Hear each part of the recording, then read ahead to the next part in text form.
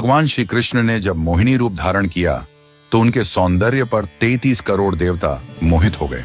सभी देवताओं ने मन में यही कामना हुई कि ऐसी सुंदरी उनकी पत्नी बन जाए, परंतु केवल एक देवता ऐसे थे जिनके मन में मोहिनी के प्रति इस तरह का भाव नहीं आया। वे थे सूर्यदेव। सूर्यदेव ने मोहिनी रूप को देखकर मन ही मन कहा, यदि ये मेरी पुत्री बन जाए तो मेरा जीवन धन्य हो जाए। सूर्यदेव की इस भावना को समझकर भगवान श्री कृष्ण ने उनकी ओर कटाक्ष किया और संकेत किया कि उनकी इच्छा पूर्ण होगी। समय बीतने के बाद सूर्यदेव ब्रजभूमि में वृषभानु महाराज के रूप में अवतरित हुए।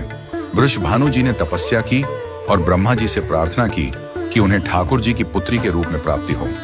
ब्रह्मा जी ने उनकी प्रार्थना को श्री हरि तक पहुंचाया। ठाकुर जी ने विचार किया कि वे नंद यशोदा और देवकी वासुदेव के यहाँ पुत्र के रूप में जन्म लेने वाले हैं, लेकिन प्रेम की स्थापना के लिए एक विशेष अवतार लेना होगा। ठाकुर जी ने अपने रूप को दर्पण में देखा और उस दर्पण में उन्हें ऐसा रूप दिखाई दिया जो स्वयं ठाकुर जी को भी मोहित कर गया। यह रूप ठाकुर जी का ही स्त्री रूप था।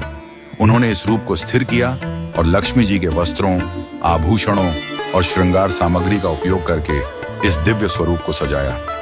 जब यह स्वरूप पूर्ण हुआ तो ऐसा प्रतीत हुआ मानो सूर्य और चंद्र का एक साथ मेल हो गया हो। यह दिव्य तेज इतना अद्भुत था कि स्वयं ठाकुर जी भी नेत्र मूंदने को विवश हो गए। जब उन्होंने नेत्र खोले तो उनके सामने श्री राधा रानी का दिव्य स्वरूप प्रकट हुआ। श्री राधा के प्राकट्य का समय सुबह 4 बजे का था, जो ब्रह्म मुहूर्त का समय है। भगवान के अन्य अवतारों का प्राकट्य दोपहर 12 बजे या रात्रि 12 बजे होता है, परंतु राधा रानी का जन्म ब्रह्म मुहूर्त में हुआ, जो नए दिन की शुरुआत का प्रतीक है।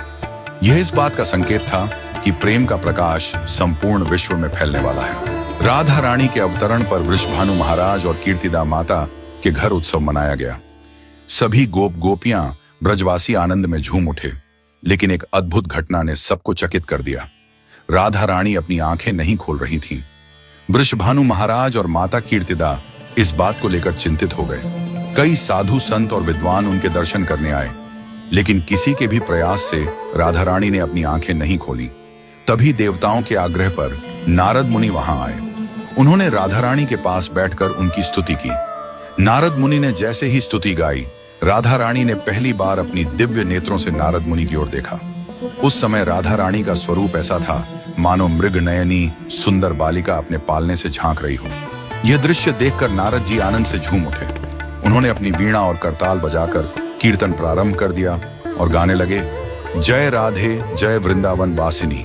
वृषभानु महाराज यह अद्भुत दृश्य देखकर भाव विभोर हो गए। उन्होंने राधा रानी को प्रणाम किया और स्वयं को धन्य माना। उन्होंने अनुभव किया कि उनकी पुत्री कोई साधारण बालिका नहीं, बल्कि साक्षात देवी है।